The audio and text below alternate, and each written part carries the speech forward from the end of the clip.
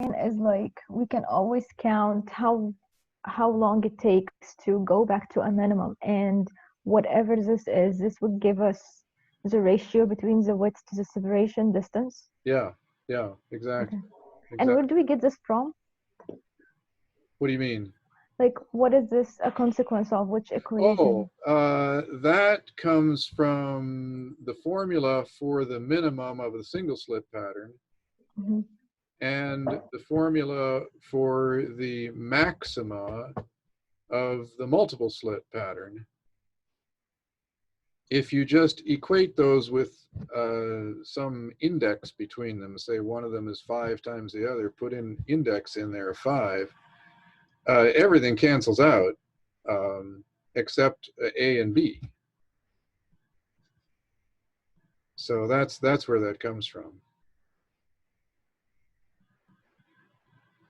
I think in the formulas I had on this page, I did it all in terms of alpha and beta, but that's just a scale factor again that relates back to A and B.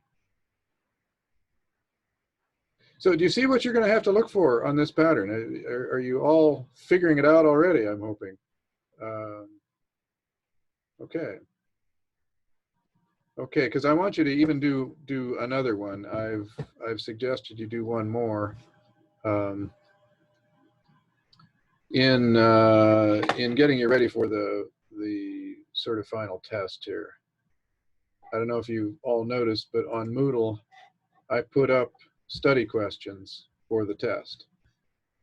So now you've got this homework and a bunch of study questions. We've got lots to do here. Heading toward that test, which was going to be Thursday, I believe. So Wednesday we have lots and lots to talk about, is what it looks like. Let's keep going though. At least I think you understand this one. You just haven't all done it, and so then maybe we can go through it rather quickly on Wednesday. Just make sure you understand what you need to do.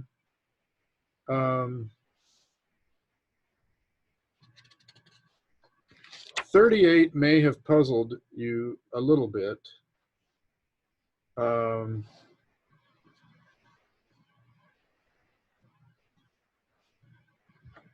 Yeah, not quite sure where to start on this. I need some paper.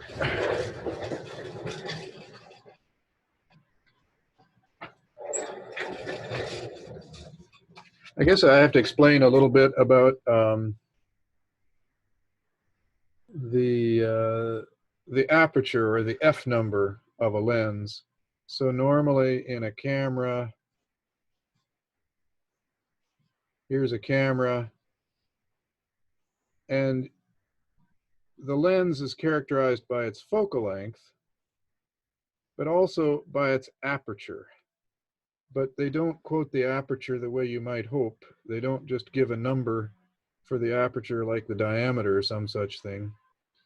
And the reason they don't is you would like to have a way of characterizing how much light the lens produces right there, so that if you swap in a different lens, you'd like its aperture to create the same amount of light, so that it illuminates the film just as brightly, and you wouldn't have to account for, oh, this is a longer focal length lens, so it needs to have more light to make as bright an image on the film, because that's the way it would be if you didn't do that. If you just quoted the aperture number, then if you had a camera with the same aperture diameter but a longer focal length lens, I didn't draw this quite right, but let's assume these have exactly the same aperture, but now this is a longer focal length lens.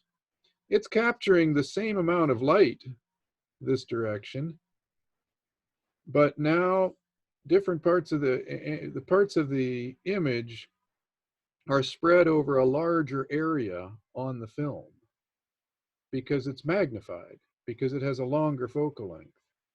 And so it will therefore be dimmer. You'll get a dimmer image even having the same aperture. And the consequence of this is it simply means when you make the focal length twice as long to magnify the image by a factor of 2, you need to make the aperture twice as large in order to get back to the same brightness of the image. It'll be nicely magnified, but you want it to be the same brightness so you can use the same film and the same settings and that sort of thing. All of that is a long conversation just to explain why they characterize the aperture not just by the diameter, but by the ratio between the diameter and the focal length. So that when you change focal length, you naturally change the aperture to get back to the same number. What's dumb about it is that they do it upside down. And so they give what's called the F number, and the notation is crazy too. So there's almost no way to write it in sort of generic fashion, but this is the way it's usually written. This is how Hecht writes it. F/number. You say the F number of a lens, or you might say the aperture, but it really isn't the aperture. It's the F number. And then on the lens, it doesn't say something like F number equals 2. It says the lens is an F/2, which means the F number is 2. It's horrible notation, but that's what it is. This is what you'll find on cameras. They'll say this is an F/2 lens or an F/1.4. And what this means is that the focal length divided by the aperture in diameter is 2. That's what all those numbers mean, okay? So an F number is the focal length divided by the aperture. So it's inversely proportional to the aperture, but it also includes the focal length. So a lens with a large aperture has a low number. So as you open up your camera, you go to F2 or F1.4 or something like that. If you stop it way down, then you got an F16 or some such thing. But it's just such horrible notation, and yeah, the way it's described is just very awkward to turn into proper mathematics. Okay, so all of that said, a fast lens is one that has a large aperture so that it can expose the film quickly. It can work with a very short exposure time. So a really large aperture lens, that means it'll have a very low F number. And Hecht tells us that about the fastest lens you can get is something a little less than 1, 0.8 or 0.9, something like that. They don't make, you can't apparently fashion a lens. And if you think about it, realize at 1, it means that here's the aperture of your lens, and the focal length is about right here. You're trying to take and get the rays to come in at close to a 90-degree angle in here. That's hard to achieve. And in fact, they go even a little beyond that. But so here's your focal length, and here's your aperture. You can't design lenses that work well that have an F number that's much less than 1.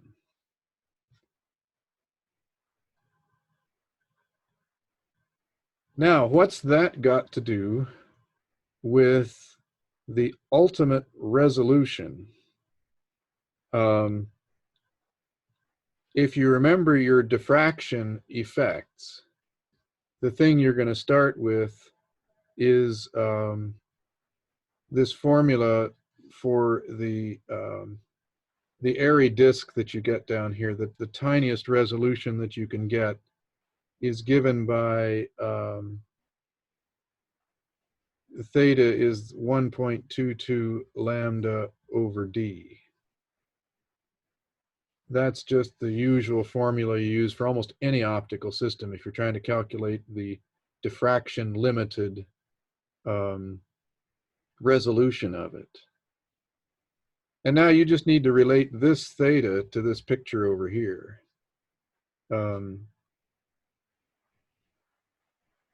So if you're some distance away of the focal length and you want to discriminate between two features that are real close to each other,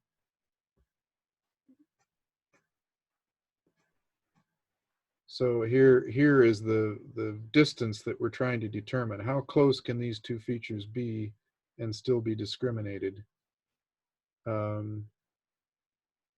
And that's related to this angle. This angle would be right here, this small angle from the lens. And you can relate that angle and this distance and the focal length. Those are all three very simply related if you think of that angle in radians. So this this theta equals 1.22 lambda over d, that's a radians? That absolutely is. That formula already gives it to you in radians. And Okay. so now, knowing that that's in radians, you can express this other angle. The way I've drawn it over here, it's the same angle, but you can express this other ratio in the same fashion. And then knowing that a fast lens has a focal length over aperture of about 0.8 or 0.9, you're there. This one sort of falls apart.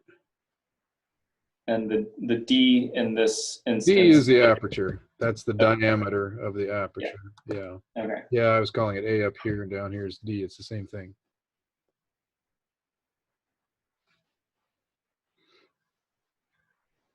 Yeah, you should find, there's a sort of rule of thumb that people talk about, that with an optical microscope, the finest detail you can see is about the wavelength of light. And that's what you're going to find when you come out of this. You should find something very close to whatever wavelength you put in there.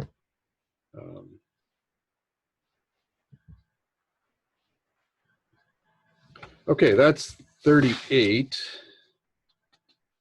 I'll leave it to you to actually finish that.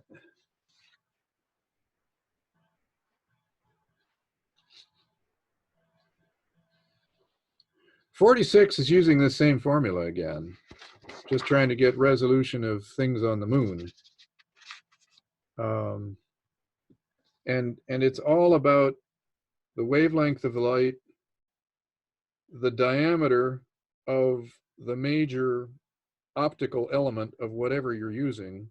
So it'd be the diameter of the objective lens of the telescope, in this case, or the mirror, I guess it is. This is for the oh, what are we doing this with? I don't remember. Yeah, this is the Palomar telescope. And this angle would again be, so out here is the moon.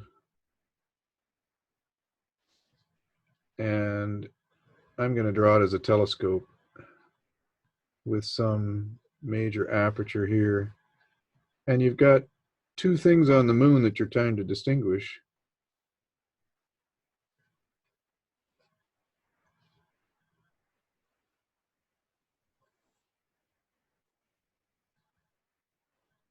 And the question is whether you can separate them back here. And it's just the same formula. Here is the angle between these two things.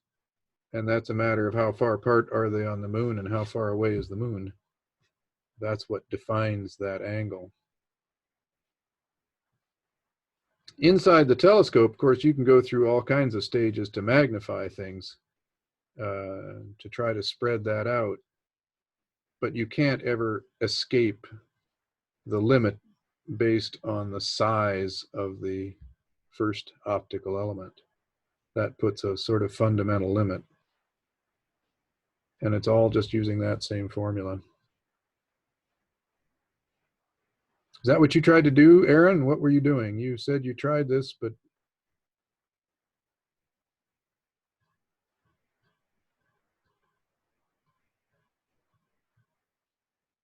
you got it for the eye, but you didn't get it for the telescope. Is that what you're saying? I am muted. Sorry. Yes, that is all correct. I Okay. just wasn't thinking clearly about what to do with the radius of the telescope, and Yeah. for some reason it made sense to do it with the radius of the eye. Yeah. It's the same. Well, yeah, it does take a little while to realize that it's just whatever is the first big optical element. That's where it matters. So And essentially, you're using the same formula. You're just swapping d out. that's exactly right. Yeah. Okay. Same calculation twice. And you should find, in fact, that this won't get us anywhere. That you can't see a flag or a spaceship or anything like that because your resolution is just too low, even with that telescope. Let's see, what are they? They're coming up with the next biggest one is going to be a 30 meter. So if you go 5 up to 30 meters, that's a factor of 6 larger than this one. Yeah, you still won't be able to see anything. We need another, I don't know, factor of 10 or something. We have to get a 300 meter telescope before we'd be able to really see this stuff on the moon.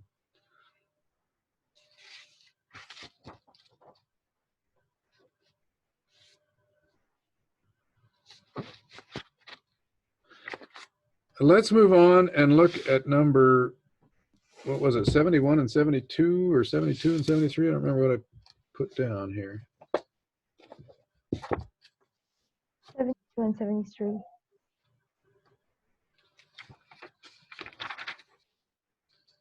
72 and 3. Okay, I haven't even done 3 yet. Or have I? I don't. Oh, yeah, I have. Okay.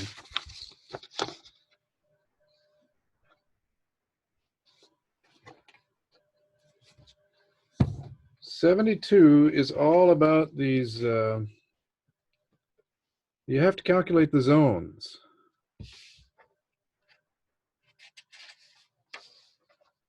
I guess the first question is, do you understand what the question is? We've got collimated light. What does that tell you?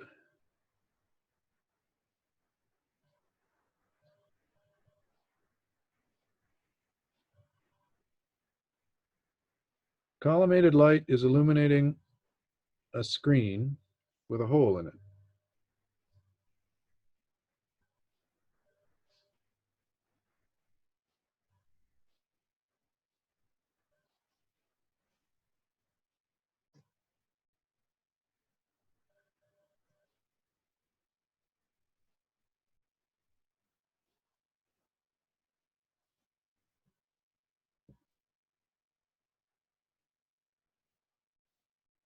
I think if I were him, I would not have used the word screen.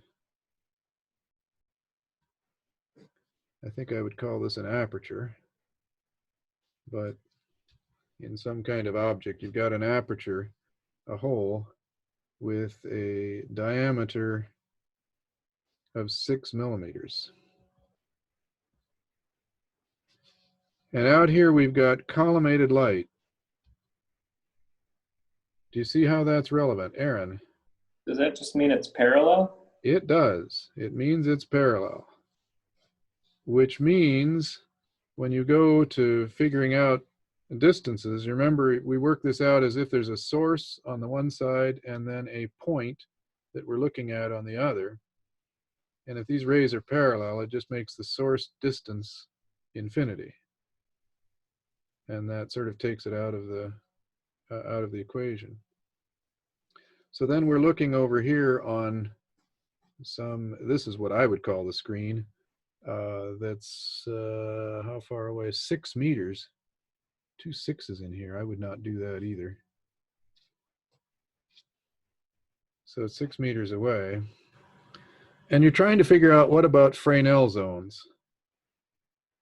And if you remember the analysis of these Fresnel zones, you've got some point P here and then an S away at infinity out there. And you need to know the distances on either side.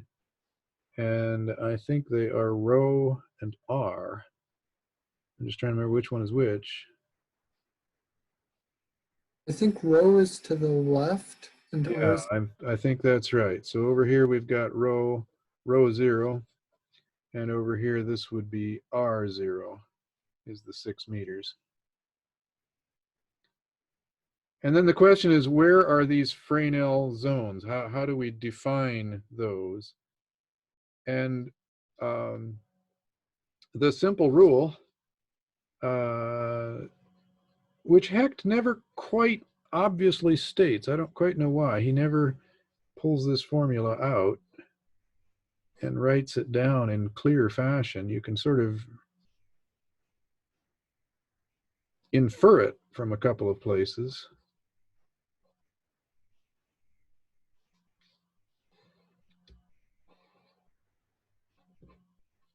But it's just that. Oh, I could turn my lights on here and get you a little better illumination.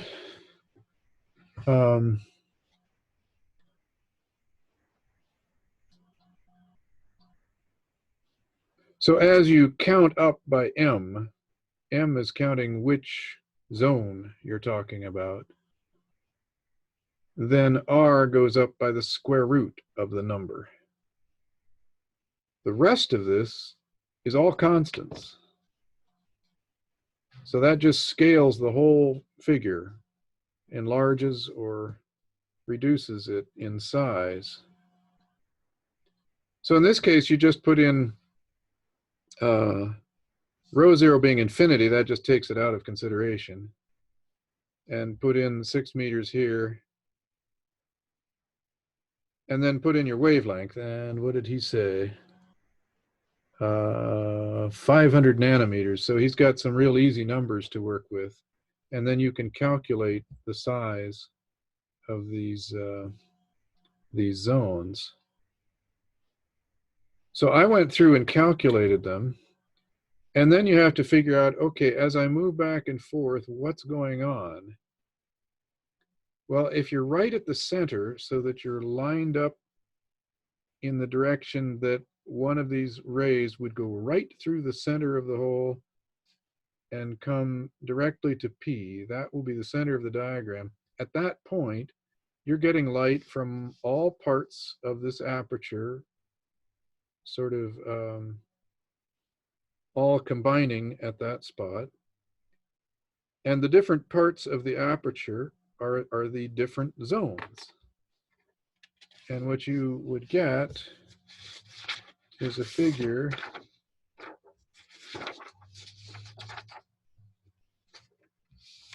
that might look something like these. I went ahead and made these. I don't know if you guys would take the time to do that, but here's the aperture, and then I've gone ahead and drawn the zones within it so that the first, second, and third zones are coming through when you're right at the center.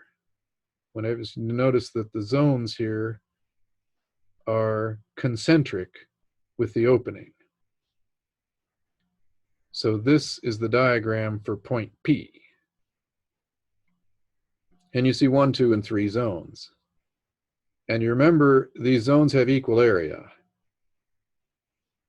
And the odd ones are out of phase with the even ones. So zones 1 and 2 effectively cancel each other, and you've just got zone 3 contributing. So you'd expect something at point P. And then as you start shifting it, and I just started shifting it bit by bit to see what's going to happen, and you can see a little bit of zone 4 sneaks in at the same time as part of zone 3 is disappearing. Both of those bring you back closer to canceling. Zone 3 was the extra, and we're losing some of that, and we're getting some of zone 4, which is going to cancel even more of zone 3. Does that make sense?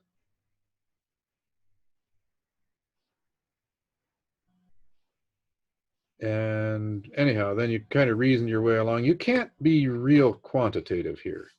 You can kind of figure out where a first minimum occurs, and I went out to the next maximum, I think.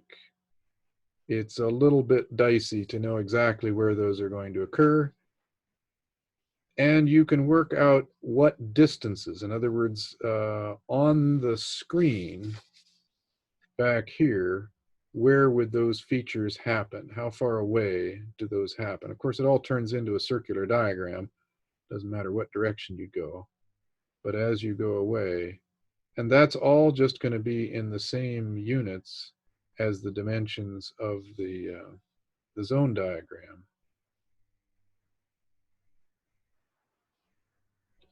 See if you can work through that, okay? That takes some work. I don't expect you to, if you want, you're welcome to, but this took me a little time. I went off to a drawing program and actually got everything sized appropriately. That's a little more than I would expect you to do. But then you are supposed to make a kind of a graph down here of what you expect. And you can do something like that.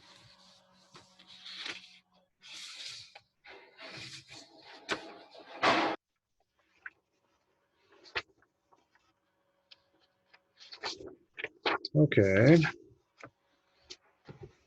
That was, oh, here it is. Okay.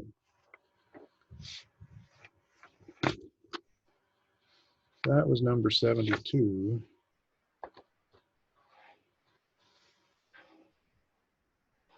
'73 was another one of this type in the sense that it's dealing with zones again. And in that one, it's all about just finding what is it?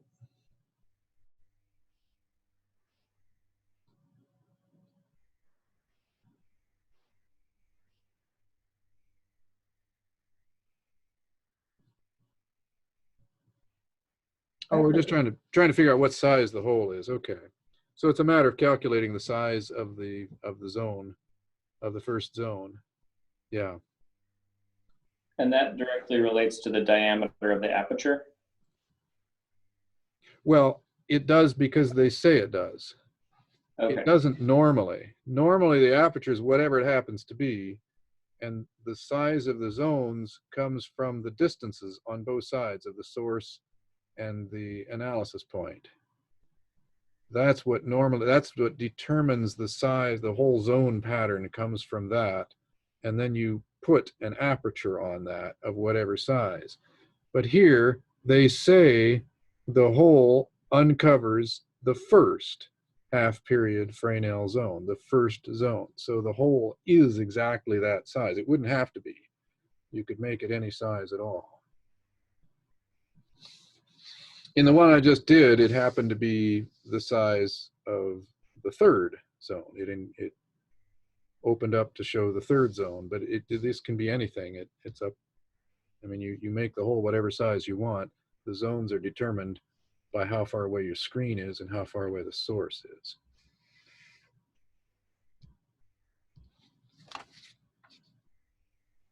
Going back to 72 just for a quick second. Yeah. Where does the 6 millimeter come into play then? Yeah.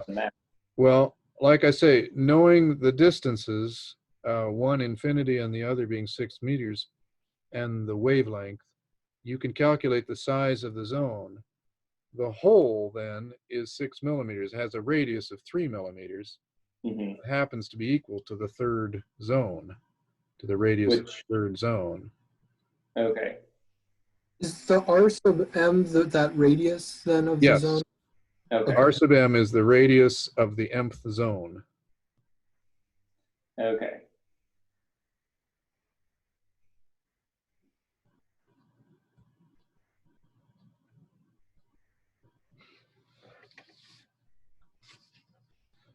Okay.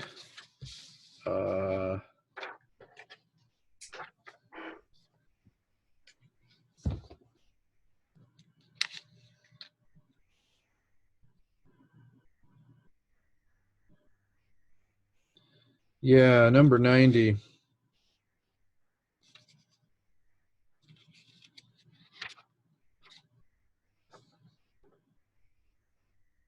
Take a look at it. That's dealing with the Cornu spiral.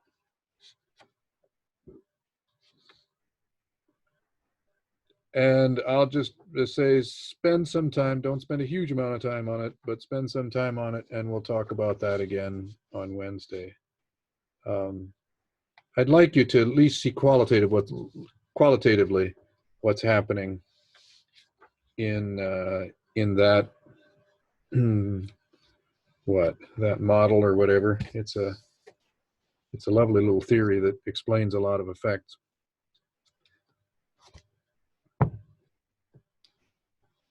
Then I think we're sort of through the assignment. I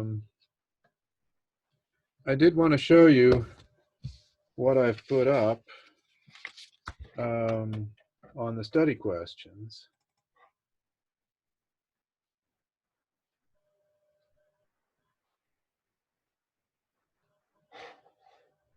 So let's go over those quickly while we have a few minutes left. I'll just share my screen, I guess. You could all see them too, but it's probably easier to do it this way. All right. I don't know, maybe do I need to zoom in, or is that readable? It's readable.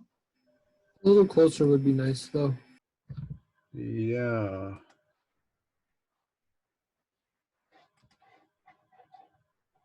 Oh, here we go.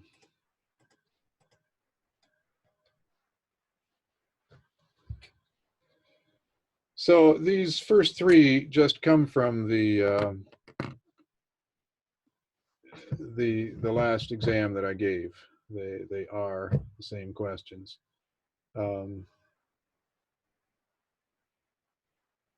So read through that first one. I don't think that should give you a problem. You have to do a little bit of thinking, but it's all about optical path length.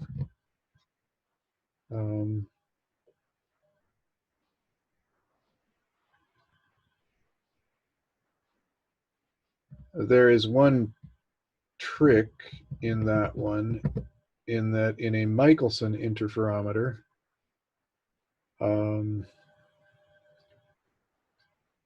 the beams retrace their paths. And so if you've got a 5 centimeter region of air that's a different temperature, the beam goes through it twice. So you should include that effect. But the question is, what temperature change would be associated with a shift of one fringe? So you have to think through that a little bit. And you have to, you'll have to go out and find some of these other relationships to get, how does the density of air change with temperature? You have to go and find that. That's a chemistry kind of a thing. That's just ideal gas law. I think will get you there.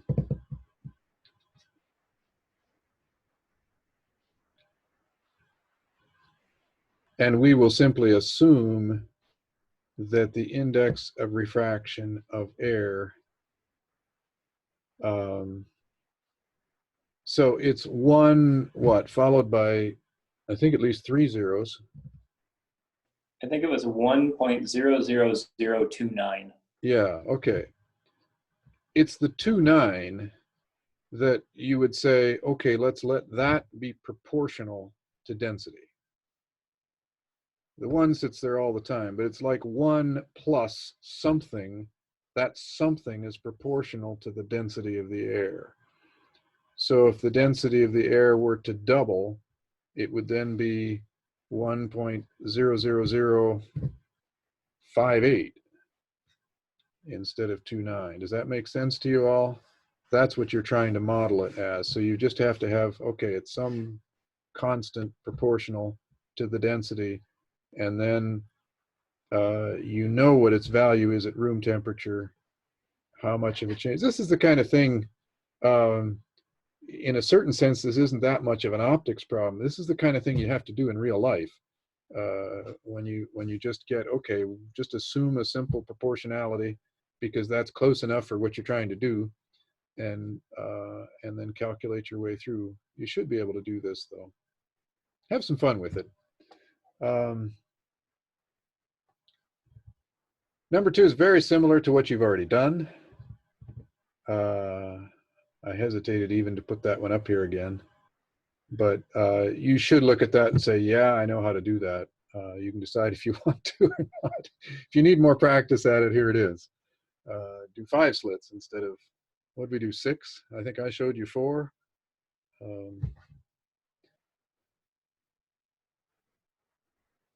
So number 3 is zone plates again. So here we are doing zones, only this time we're trying to make a lens using this zone idea. And the whole principle of making lenses this way is you make the odd or the even zones out of an opaque material that blocks whatever signal. In this case, it would have to, you could make it out of, well, I said metal. That would certainly stop any radio waves from passing through, and then leave gaps for the other zones. So I'm suggesting we're going to make one with zones 1 and 3 allowed through. So you have a circular hole in the center for zone 1, a ring surrounding that of metal that would be zone 2, and then an annular opening again for zone 3, and then outside of that, solid metal. And this would be a sort of crude zone plate lens.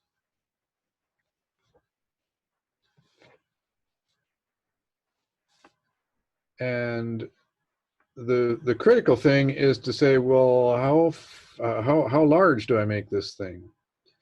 And in the problem, I've told you how far away the receiver is to be from this zone plate.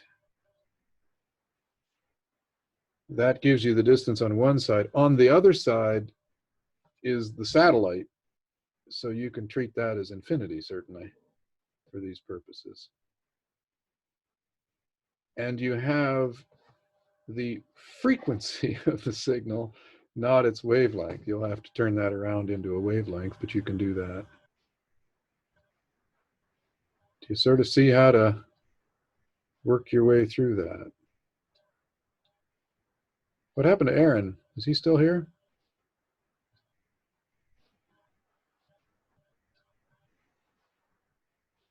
I am still here. Oh, you are? Okay. I guess it's just Am I my little... invisible? Yeah, well, I've got...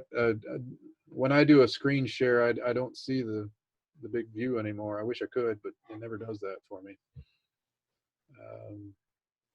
Even though I've got 2 screens, when I'm doing screen share of the other one, the Zoom one also shrinks down to almost nothing. So I don't know. Wish I could make it full size. And you can always like see all of our pictures in a column. Yeah, I've got it that way.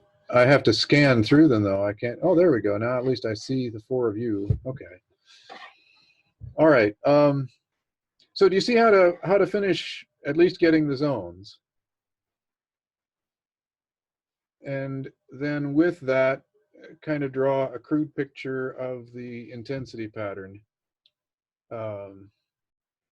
And you have to be clear if you're going to be drawing this with pencil. What does darker pencil mean? Does that mean more intensity, or is that less intensity? Yeah. It's like when people draw pictures of the moon and you shade one side. What is that? Is that the dark side or is that the light side of the moon? Anyhow. C is a little tricky. There you have to think again about as you move, how do these, and you sort of pull these zones along with you, how far do you have to go until you're going to reach a minimum? How far do you have to go until things are most nearly canceling before you start building back up again? That would sort of define the spot size.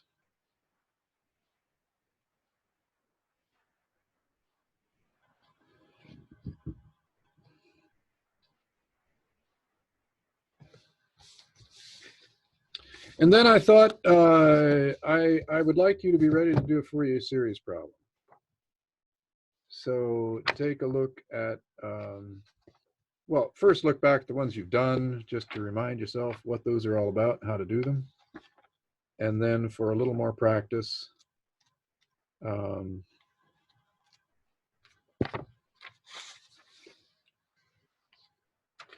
doesn't seem to be, I thought I had something else I wanted you to look at. I guess not. Okay. So 52 and 53 are just more Fourier series problems where you're looking at, you're given some function and asked to find its Fourier series. And in 53, you're actually given both and you're just asked to explain what's going on. So look through those and see if you're understanding this stuff so that you're ready to do something having to do with Fourier transforms. You might notice there's some stuff missing here. I'm not going to revisit polarization. We just did that on a quiz. So I've already got, you know, you've been tested in a sense on that already. So I don't feel the need to go back. I think we can keep this shorter and simpler.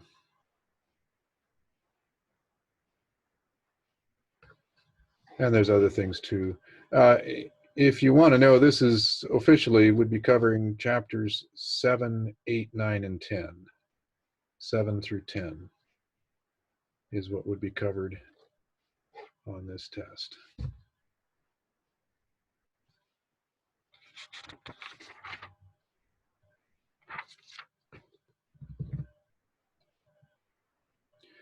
That's about all I had. We're going to have a big thing on Wednesday, it seems like, because we've got this homework to go over and then now these final exam questions to sort of review. So we maybe should be prepared on Wednesday to go a little overtime.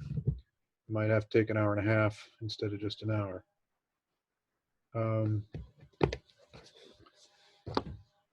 But other than that, I think then we would be ready to do the test on Thursday. When it's convenient to you, you can do that. And then on Friday, we'll talk some more about projects and sort of launch you off into those. And then during the actual final exam time, that's when you'll give your reports. John, are we going to be submitting any written report about our projects or just giving the presentation? That's a good question. I think, wow.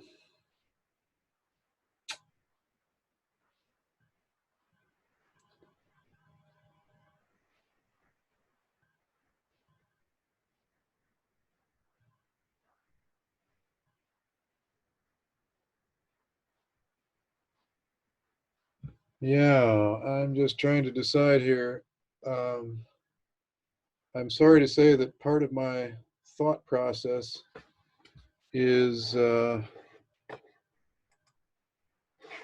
connected to the fact that I'm going to be teaching astronomy in the May term, and I'm already I'm already a little apprehensive about it. I've got kind of a large class, and not large by traditional measures, but still larger than most of these May terms are going to be allowed to be.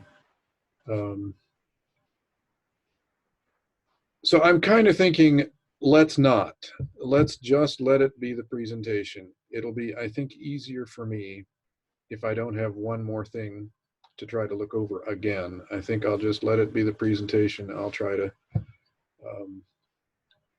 yeah, just evaluate you right on the spot and make the grades then. How long do you want the presentation to be? Shoot for about 20 minutes. Yeah, I mean, the exam period is 2 hours, 20 minutes, and we'll have a little give and take after that. Maybe that'll take another 10 minutes. It gives us time to get through all of you without being too far out of line. And you know, if you really, it ends up that, oh shoot, this ends up just exactly 15 minutes, that's okay. Don't go too much over that. I don't want to have you going on for 30 minutes. Yeah. Okay, is that clear enough? Let's work on the homework in the meantime and these study questions, and we'll go over those on Thursday afternoon at 2, I guess. Put this recording and the recording from Friday on Moodle, please. Or did you not Did I record not things put the on one Friday? from Friday up yet? I thought I had. No, I don't think so. I checked. Okay, all right, I'll do that. Thanks. I'll get that one up. Very good. We'll see you then. Bye, John. Bye-bye.